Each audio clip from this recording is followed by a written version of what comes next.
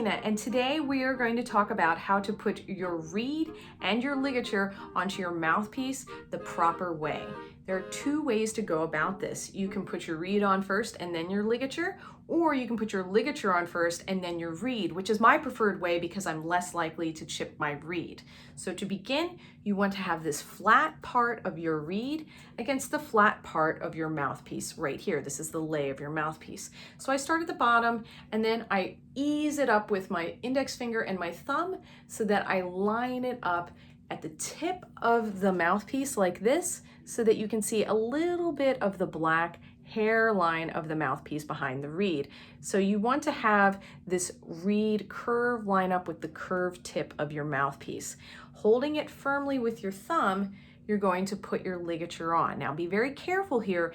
Don't come straight down from above. That's where I see most of the reed splits, cracks, and chips from people coming straight from above.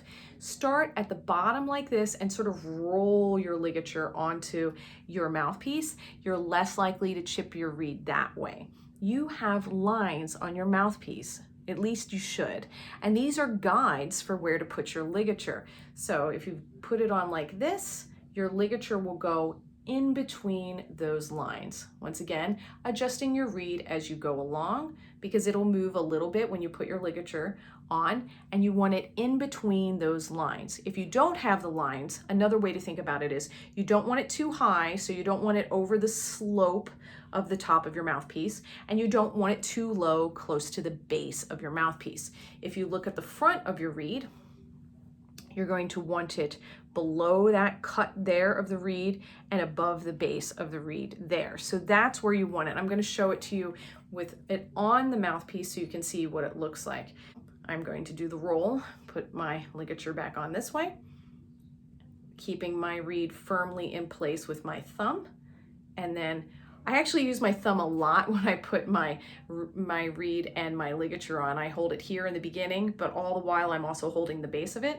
And then since I'm right-handed, I tighten the ligature there with my right hand. This ligature I'm using today is a Ravner Platinum. You can actually unscrew this screw and flip it over to the left side if you are left-handed. It's really convenient for lefties. I know most of the Ravner ligatures you can do that. You can convert them into left-handed ligatures. Okay, I've tightened it there. You don't want to screw the screw all the way till it can't possibly move. You don't need to do that. You don't want to have any grooves or marks in your reed. I see that a lot. I actually see people break their ligatures. They tighten them so much. You just want to tighten it until the screw stops. That's it, and you're done. You want to make sure it's lined up here so that you have a little bit of reed there at the bottom, and once again, it's not over that cut of the reed right there, and it's in between those lines, and that's how you know your ligature is lined up properly. Let's go over the other way, which is ligature first, then reed. I loosen the ligature, I put it on my mouthpiece, I kind of line it up as best as I can, and then I put the reed on this way. So as you can see, there's no chance of me chipping the tip of my reed with the ligature because my ligature is already on my mouthpiece. I'm holding the base of the reed with my thumb, tightening the ligature there, readjusting as I go so that the curve of the reed is along the curve of the mouthpiece, and I'm all done. Now, let's talk about taking your ligature and your reed off of the mouthpiece. Loosen the ligature, slide the reed off carefully, then take your ligature off. Now you can take your mouthpiece off your clarinet. Don't try and take your mouthpiece off with the ligature on there because you can damage your ligature and chip your reed. Once you take your mouthpiece off, I usually lay my clarinet across my lap because the next thing I'm going to do is put the ligature back on my mouthpiece. I don't want to have the ligature lose its form, get squished, or dropped, or damaged. Tighten the screw just enough so that it stays on your mouthpiece firmly, but you don't need to tighten it too much. Once it's on there, put your mouthpiece cap on to protect your mouthpiece and your ligature, and you're done. It's very important not to leave your reed on the mouthpiece when you put it away because you can get a buildup of bacteria behind the reed and in the mouthpiece, which is kind of gross. Put your reed in its reed case and you are done. If you have a Bonade ligature right here, or any of the rear facing ligatures, same thing. Loosen the bottom, loosen the top, and then pull it down.